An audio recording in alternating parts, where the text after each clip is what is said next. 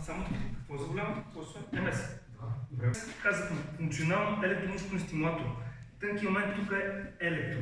Това означава, че работи на ток. Всички вие, които сте ходили в болница, си правили някакъв вид електротерапия.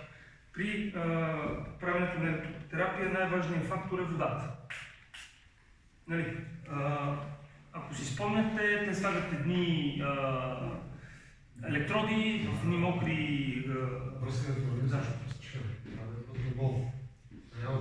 По принцип не е необходимо да... Това е малко за мен. Сега, тук предимството на това нещо е, че не се отлепва. Да, хубавото е, че е направено така. Сега, ето го самият електростимулатор. Това са електродите. Тъй като е функционален, идеята му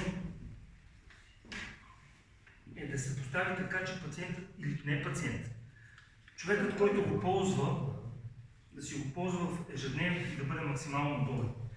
Сега, като рехабилитатор, аз го ползвам и в професионалната си практика. Как го ползвам в професионалната си практика? При пациенти с гръбначно-мозъчни травми, когато сигналите от кръста надолу не работят. Хората изобщо не могат да си движат краката, т.е. те са в много по-тежко състояние на важно. Част от рехабилитацията е поставена така наречената на пътека. Може би сте чували за локомат. Ако локомата раздвижва механично краката и човек имитира ходене, в системата, която прилагам, се случва същото нещо, но активно. Тоест пациентът се поставя в една среда, в която е изправен на пътека, но той се опитва сам да ходи. Като това, което поставяме на двата крака, поставям два фес стимулатора и вече стимулаторите подават сигнали на краката. Така, сега тук имаме два режима на работа. Един режим е рехабилитационен режим на работа. Рехабилитационният режим на работа работи, когато сме в кабинета по рехабилитация. Или когато искаме да се подготвим първоначално да работим с уреда. Да свикнем с нея. Първите 1-2-3 седмици е хубаво, освен режимът на ходене, да се работи така наречен пасивен режим, който е рехабилитационен режим. Значи, неизменна част от ФЕС устройството или от системата за ходене е самото устройство за ходене, което се поставя на крака, и дистанционното. Към дистанционното има специална вързанка, то стои винаги с ползвателя. Тоест, то стои тук. Ние препоръчваме да стои на врата, да не е в джобчето, защото ще хвърляте някъде якито и... Да. Сега, ето ги двата режима. Режим пасивен, режим ходен. На режим пасивен пускаме. И сега ще усетиш ток. Кажи ми кога този ток е достатъчно силен, точно. Добре, силен е. Сега че задвижвам. Добре. Става силен. Но е поносим, не е поносим. Добре. Още е поносим. Боли. Сега, много важно нещо, което го казвам на всички пациенти. Моля ви се, много ви се моля, не гледайте милиамперите, защото кожната проводимост на човека е различна във всеки един ден. Един ден може да е 18 милиампера да го усеща като болезнен, като силно, друг ден може и на 30 да не го усещате. Така, сега. Да. Айде пак да видим сега. Искам обаче да отпуснеш кръвта. Отпусни го. Казай първо усещаш. Усещаш ли? Аз го виждам, че смисъл, виждам реакцията. Силно? Тук силно повече. Да. Долу не може. Ти долу усещаш само движение, не усещаш. Да. Ще се усещаш. Само че искам да отпуснеш кръвта. Да. Силно като неприятно усещане. Почва да се търпи. Да, окей, има смисъл. Сега истината е, че токът, който се пуска, ако никога не ти е прилаган или давна по годините, ще ти е неприятно. С времето се свика. Тъй като това е така. Добре, окей. Аз вече усещам. Стабилно го усещаш. Засилено. Да. И се усеща. Точно е това движение. Да. Още малко може да. Да. Виждаме ли го движението? Това вече го прави Да. машината. Да. Сега, търпимо ли? Да. Мога ли да личи осно? Да, пробвай. Още стане, да си изкрива крака. Да тръгне се. Това, което виждаме, е, че Аз не мога да ми изкрива, ще ми изкрива крака. Да. Това, което виждаме, е, че мускулът също. Внимавай. Да. Това работи. Този мускул, който го търсиме, той работи. Сега, на 23 мА ти е сравнително момента окей, чувствителен си, имаме движение, изключваме го, пускаме го на режим ходене. Става. Да, ако може да ходиш седно. Не, сега ще го настроим. Така. Пак ще го усещаш леки. Да. Усещаш го? Силно? Опа. Няма го, нали? Я да видим как ще ходиш. Усещаш ли го? Какво усещам, че? Силно ли? Силно. И справя още. В смисъл да го махна. Не, смисъл не мога да... Трябва да очаквам свивка в кръка ли как?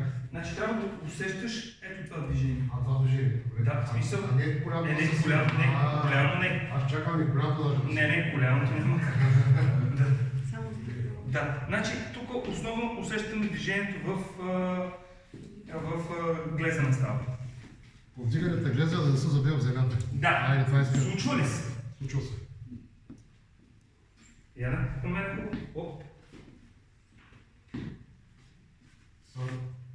Каква се дига нагоре, да се забива. Да.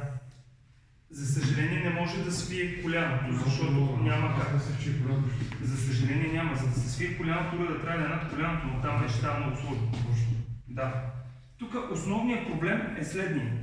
Когато имаме препятствие, да не се спъне. Това още трябва да се подвига. Тук това, което ще се случи е дигане на пръста нагоре това още. Да, не съм. Не, трябва да има движение. Казахме, че това е действа на принципа на жироскоп. Тоест само когато ходиш, само тогава. Да. Има ли, усещаш ли го като движение? Защо да? Дигат ли се пръстите? Дига се. Да не сложим още нагоре. Сериозно казвам, не може да сложим още нагоре и да цялата работа. Сега, проблемът е следния. Ако искаш да седнеш да обясниш, защо не можем да сложим нагоре. Да. Защото като казваш, че ако това го сложим горе, пък ще се свива коляно. Не. Няма да се... Не. Така. Разказвам, защото наистина това ми е страстно. При пациентите, които са с прекъснати гръбначен стълб на ниво торакален дял, при тях се получава също, като и той го има, с невъзможност за сгъване на коляното. Само, че за да се сгъне коляното, мускулите, които нервират, са отдолу. И е голям брой мускули. И много нерви. Нервите, които участват в сгъването на кръка, са много по-голям брой нерви, колкото за сгъването на изпълнението на глезането. Това нещо може да се случи на ниво гръбначен стълб. В момента се прави такова нещо. Обаче, за съжаление, все още е в един режим, в който е експериментален. Сега чували сте за Илон Мъск и за неговите проекти. Истината е, че част от това, което се прави в момента е в тази насока. Да се сложи един имплант гръбначен стълб, който да управлява всичките нервни мускули на долния край. Миналата година в специален Nature, едно от най-силните списания в областта на науката, беше направена последната публикация, в която доказаха, че с въпросната стимулация пациенти, които са с напълно прекъснат гръбначен стълб, възвръщат движение на крайниците.